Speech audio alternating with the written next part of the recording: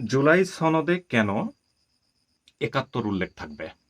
৭১ আমাদের মহান স্বাধীনতা, যেখান থেকে বাংলাদেশের মানুষ মুক্তি অর্জন করে বাংলায় কথা বলতেছে। একটা স্বাধীন দেশে আমরা বসবাস করতেছি, আলাদা কারেন্সি আছে আমাদের, আমরা একটা স্বাধীন সার্বভৌমত্ব দেশ।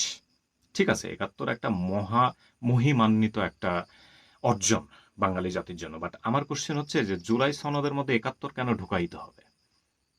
জুলাই সনদের মধ্যে মাওলানা ভাসানীকে কেন ঢুকাইতে হবে? জেনারেল ওসমানীকে কেন ঢুকাইতে হবে? বা ধর্মতত্ত্ব, আম কি বলে? আরো হেফাজত ইসলাম যে সমস্ত জিনিসগুলা দিছে, জামাত ইসলাম যা কিছু বলছে, এগুলো আসলে আওয়ামী লীগ যে ২০০৮-৯ সালে ক্ষমতায় আসছে, তারও বহুত আগের হিসাব-কিতাব কিছু আছে যেগুলো দেয়া হয়নি বিধায় তাদের মন খারাপ। বাট আমার কোশ্চেন হচ্ছে যে ৭১ কেন ঢুকাইতে হবে? জুলাই সনদ বা জুলাই আন্দোলন, জুলাই গণঅভ্যুত্থান, ৫ই আগস্ট এগুলো কোত্থেকে আসছে? এগুলো মূলত আসছে আওয়ামী লীগের এই ১৫-১৬টা বছর ধরে তারা যেভাবে দেশটাকে চাপায় রাখছে, মানুষের মানে গলার মধ্যে পাড়া দিয়ে তাদের কথা বলতে দেয় নাই, এগুলো তো প্রমাণিত, তাই না? তো জুলাই সনদে এইসব কিছু থাকতে হবে, তাই না? জুলাই সনদে থাকবে মানুষের অধিকার। আমি আমার মতে কথা বলতেছি। জুলাই সনদে থাকবে মানুষের কথা বলার অধিকার। মানুষ মানুষকে সমালোচনা করবে পলিটিক্যাল ওয়েতে যুক্তি দিয়ে। এটার অধিকার থাকতে হবে। জুলাই সনদে থাকবে দেশে কোথাও চাঁদাবাজি হবে না। মানুষ জর্জরিত চাঁদাবাজির কারণে, যেটা আওয়ামী লীগ এত বছর ধরে করে দেখাইছে। এটা থাকবে না। এগুলো জুলাই সনদে থাকবে। পিলখানা, যেটা আওয়ামী লীগের আমলে হইছে, পিলখানার হত্যাকাণ্ডের সঠিক বিচার করতে হবে এবং এখানে বলতে পারে যে ঠিক আছে, ইলেকশনের আগেই করতে হবে। যারা নির্দোষ তারা এখনো জেলের মধ্যে আছে, তাদেরকে বের করতে হবে। এটা নিয়ে কিন্তু সাংবাদিক ইলিয়াস কাজ করতেছেন, যে এখনো নির্দোষ মানুষ পিলখানা তো সবাই বলে যে শেখ হাসিনার সাজানো একটা নাটক ছিল। ক্ষমতায় উঠে বিএনপির সমস্ত জেনারেলদের খুন করার একটা রাজনীতি সে শুরু করছিল, কিন্তু ফেঁসে গেছে তো সাধারণ জওয়ানরা, তারা এখনো জেলখানায় পচতেছে। অনেক আছে, অনেক। তো এইটা রিফর্মের মধ্যে ঢোকাইতে পারতো জুলাই সনদে। জুলাই সনদে শাপলা চত্বরে হেফাজতে ইসলামের উপরে যে হত্যাযজ্ঞ চালানো হয়েছিল ওই রাত্রে, এইটা জুলাই সনদে লিপিবদ্ধ হইতে পারে। তারপরে ২৪শে আগস্ট থেকে শুরু করে টানা ১ মাস, ৩৬ জুলাই মানে ৫ কি বলে, জুলাই থেকে শুরু করে ৩৬ জুলাই পর্যন্ত বা পরবর্তী মাস আগস্ট পর্যন্ত যে একটা হত্যাযজ্ঞ চালানো হইছে ছাত্র জনতার উপরে, একটা অভ্যুত্থানের মধ্যে এতগুলো প্রাণ ঝরাইছে সরকারি বাহিনী, এইটার একটা বিচার হবে বা এটার একটা বিচার করতে হবে। জুলাই সনদে এগুলা উল্লেখ থাকবে। কিন্তু ৭১ কেন ঢুকবে? ৭১-এর জন্য জুলাই সনদ আমি মনে করি সংবিধান না, সংবিধানের একটা ক্ষুদ্র পার্ট হতে যাচ্ছে। তারা তো চাচ্ছে যে জুলাই সনদটা সংবিধানের সঙ্গে অ্যাড করার জন্য, এটা সাংবিধানিক একটা রিকগনাইজ করার জন্য তারা এটা চাচ্ছে, এবং ইন ফিউচার কোনো সরকার ক্ষমতায় গেলে এটা যাতে সঠিক বাস্তবায়ন হয়, আদারওয়াইজ কিন্তু আমরা আবার প্রোটেস্ট শুরু করব। ঠিক আছে? But constitution is a broad niche of our country.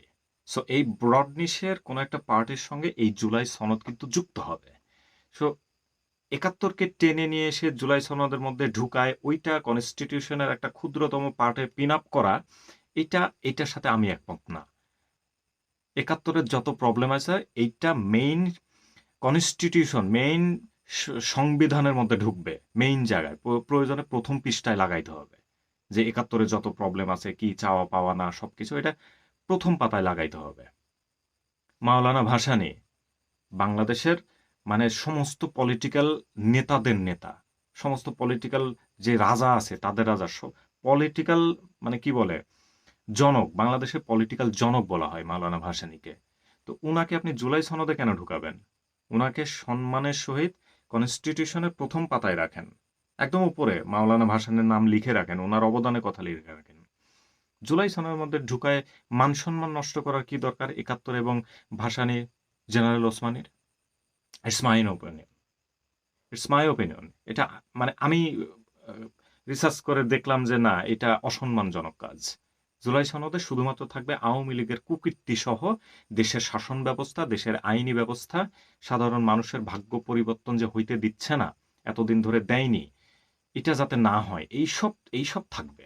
জনগণ ভিত্তিক থাকবে, আইনি বিচার ব্যবস্থা সবকিছু, এইসব কিছু থাকবে। স্বাধীনতার মতো এরকম একটা ব্রড নিশ, জুলাই সনদের মতো একটা কি বলে মাইক্রো নিশের মধ্যে ঢুকায় ওইটা কনস্টিটিউশনে অ্যাড করা আমি অসম্মানজনক বলে মনে করতেছি। এটা আমার মত। পুরো ভিডিও দেখলে আশা করি বুঝতে পেরেছেন। অল্প দেখলে আসলে এখানে কনভারসেশন করার চান্স থাকে। সবগুলো কথা শুনলে আসলে একটু বুঝতে সুবিধা হয়। যারা পুরো ভিডিওটা দেখছেন, এটা আমার মত দিলাম। আপনি আপনার মত ডেফিনিটলি জানাবেন। একই কথা, ছোট চ্যানেল, আপনাদের সবার সাপোর্ট আশা করতেছি। আমি চেয়ে নিচ্ছি আপনাদের কাছে আমাকে সাপোর্ট করা, এটা আমি চেয়ে নিচ্ছি। চ্যানেলটাকে অবশ্যই সাবস্ক্রাইব করবেন। ভিডিওগুলো কেমন লাগতেছে, কথা বলার ধরন বা কথা আম বলা ঠিক আছে কিনা, আরো কোনো নিশ নিয়ে কথা বলতে হবে কিনা, কোনো স্পেসিফিক কোনো জিনিস নিয়ে যদি শুনতে চান, বুঝতে চান, ডেফিনিটলি কমেন্ট বক্সে জানাবেন। লাইক মাস্ট বি, তার থেকে বেশি ইম্পোর্টেন্ট হচ্ছে সাবস্ক্রাইব করতে হবে। আজকের মতো আপাতত এই পর্যন্ত। দেখা হচ্ছে পরবর্তী কোনো একটা ফ্যাক্ট ডিসকাশন অর পলিটিক্যাল কোনো একটা ইস্যু নিয়ে। ভালো থাকবেন সবাই। খোদা হাফেজ।